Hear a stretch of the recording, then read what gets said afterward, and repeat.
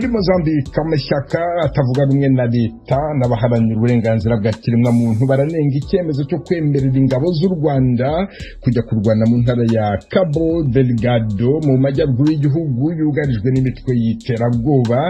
Ishyaka RNC ritavuga rumwe n'ubutegetsi bw'u Rwanda naryo ryasohoye itangazo rinenga icyo cyemezo. Umuvugizi waryo Etienne Mutabazi yavuganye na mugenzi wacu Tim Harris Ishimwe.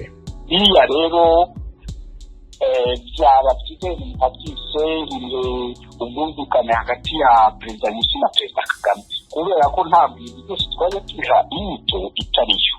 Twari dusanzwe tuzi hari ikibazo mu ntara ya Cabo Delgado, ariko ko umuryango w'ibihugu bihuriye muri SADC byari byatangiye guteganya uburyo byakoherezayo abasirikare bo kujya gukemura kiriya kibazo. Tugiye twumva ngo ingabo z'u Rwanda zijemo u Rwanda rero muri SADC.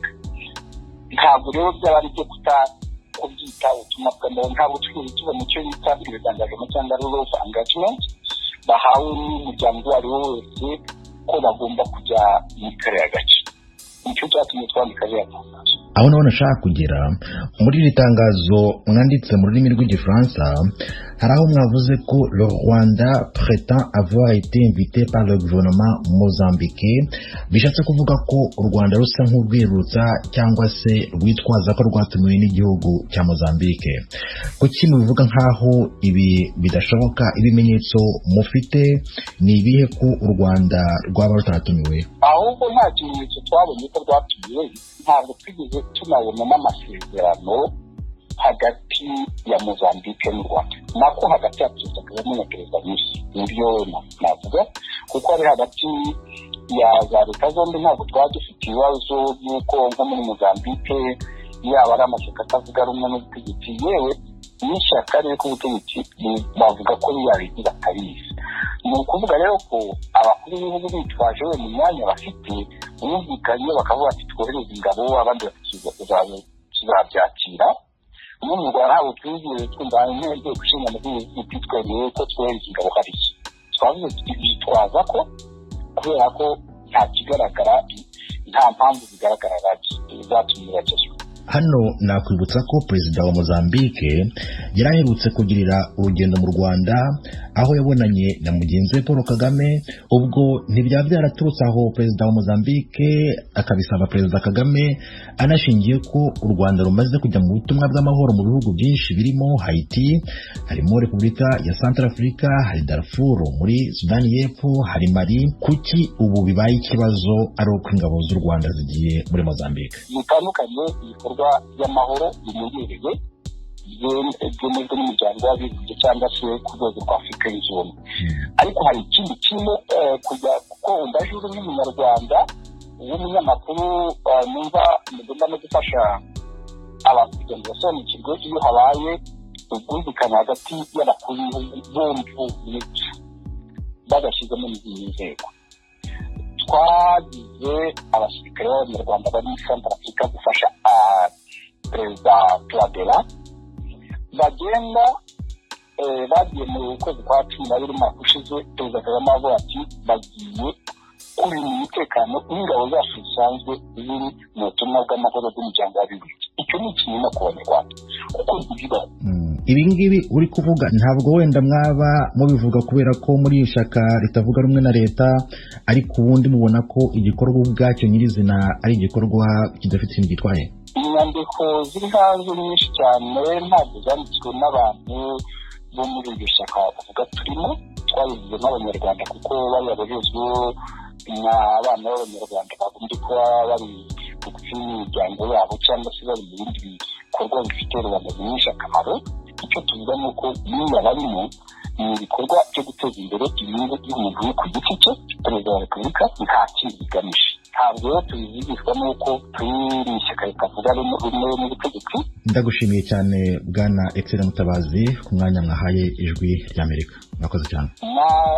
Ndabashimiye kubona mwatwamagaye. Murakoze cyane. Burundi abakozi ba sosiyete ya leta Onatel gishinzwe igitumanaho kuri wa gatatu bahagaritse akazi bavuga ko bamaze amezi ane badahembwa. Pierre Claver nkuru. Abakozi bose b'ishami rya leta Onatel rijejwe gutumanaho amakuru bemeza ko haheze amezi atari make batabona umushahara wabo badatangirwa intererano yo kwivuza muri mutuelle de la fonction publique hamwe n'intererano yo kubategekaniriza kazoza.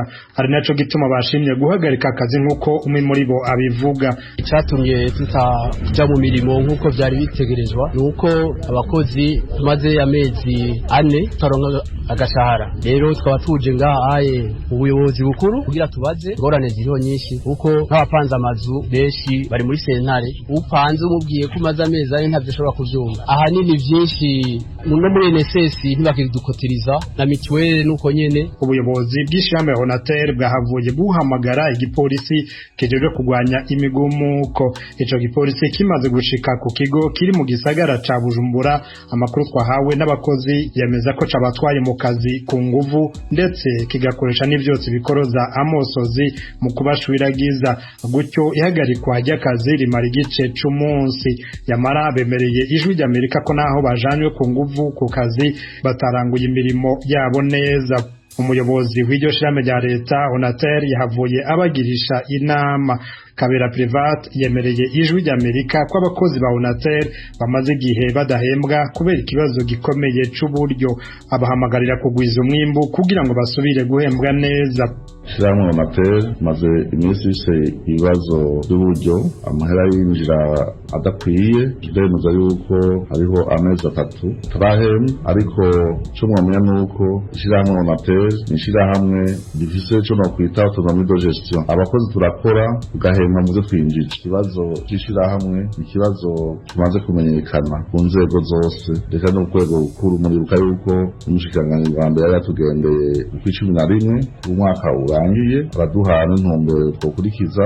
Hari n'izindi byinshi tubanze imisi dukoresha nk'ama audit externe, ama inspection, ama audit interne bijanye mu ntumbero zo kurangene ibibazo by'ugabana. Ubushikiranganji bujeje kumenyesha amakuru ari nabwo Onatel rikukira bumenyesha ko bwatanze intumbero akatari gake kugira ngo ibibazo bivugwa muri iryo shirahamwe bikemuke. Umushikiranganji Marie Chantal Nijimbere yabivuze kuri uyu wa kabiri aho yariko harashikiriza ivyo ubushikiranganji arongoye bwaranguye mu mezi atandatu aheze.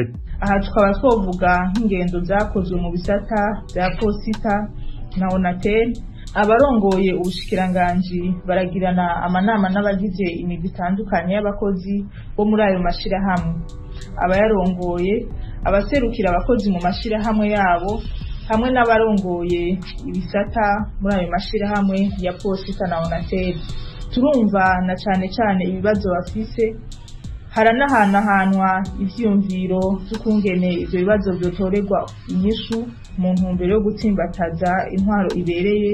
Haraheze haratangwa n'intumbero y'ingene ibikorwa byobandanya bikorwa, amafaranga y'abene gihugu agakingirwa. Onatel niryo shirame rimwe ryonyene rya leta rijeje igisata cyo gutumanaho amakuru.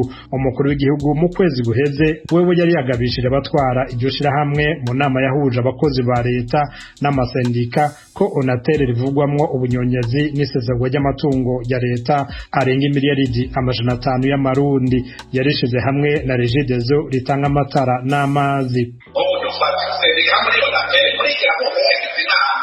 Ikibazo dufise n'igitema dufise umutanga tubujijwe n'igikuruta ekonete tubujijwe n'igikuruta twitera kubera ntakibazo bavuga bati sanze mwese twigiye hanyuma umwaka ngo tubutaganye tuyagabure gute ngo duhejeje mwa conseil d'administration ngo nagarutse kwihangana Regideso yariyo kuvuga iki twari kwinjija amahera duce duhabwa umuyaga kuba n'amazi abenegihugu batari bafise iyo ideologi mugabo bacabura kari kwabo abenegihugu bakeneye ushikaho kugira ngo hotel tagisi tubike. Onatel ryavutse mu mwaka w'igihumbi kimwe amajana 1979 ririmo abakozi barenga igihumbi.